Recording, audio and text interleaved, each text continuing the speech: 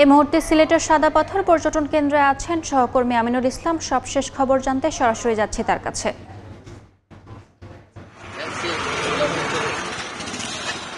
গেল কয়েকদিন ধরেই আসলে আমরা দেখতে পাচ্ছি যে এই যে সাদা পাথরের লুট হওয়া পাথর খুঁজতে এই মুহূর্তে কিন্তু শেষ মুহূর্তে এসে প্রশাসনের টনক নড়েছে, এমনটি আসলে বারবার আসলে আমরা সামাজিক যোগাযোগ মাধ্যমে মানুষের মন্তব্য দেখছি।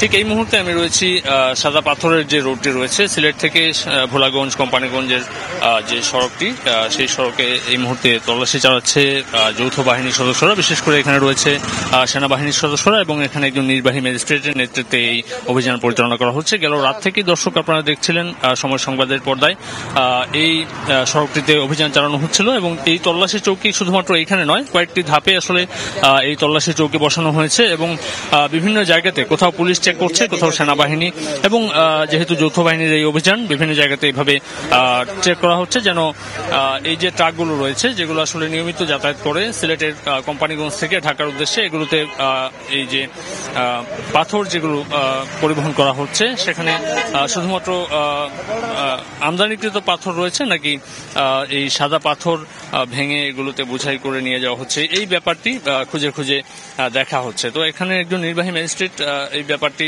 পরিলক্ষিত করছেন এবং যাদের বিরুদ্ধে এমন অভিযোগ প্রমাণিত হবে, অর্থাৎ যারা এই ট্রাকগুলোতে সাদা পাথর বহন করে ঢাকায় নিয়ে যাচ্ছেন তাদের বিরুদ্ধে ব্যবস্থা নেওয়া হবে, এমনটি আসলে আমরা জানতে পেরেছি।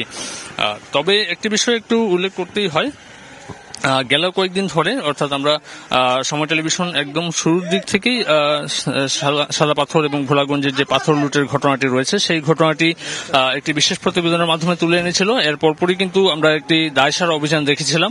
এই অভিযানের পরে আবারও এই পাথর লুট চলতে থাকে। গেল কয়েক মাসে সিলেটের সাদা পাথরে ব্যাপক হরিলুট হয় এবং সর্বশেষ আমরা গেল কয়েকদিনে পত্রপত্রিকা এবং মিডিয়াগুলো এবং সময় সংবাদের পর্দায় আমরা দেখাচ্ছিলাম যে সিলেটের এই সাদা পাথরের যে ব্যাপক লুটপাট, সেই লুটপাটের ব্যাপারটিতে এমন একটি অবস্থা হয়েছে যে পর্যটন স্পটটি আসলে এখন হুমকির মুখে।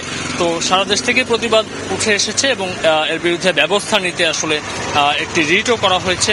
গতকাল একটি রিটও করেছেন যেন যারা এর সাথে দায়ী রয়েছেন তাদের বিরুদ্ধে কেন ব্যবস্থা নেওয়া হবে না, এই ব্যাপারটিও আসলে হাইকোর্টে উঠেছে। তো এই ছিল আসলে আমার কাছ থেকে এই অভিযানের সর্বশেষ। সরাসরি যুক্ত ছিলাম সিলেট সাদা পাথর থেকে।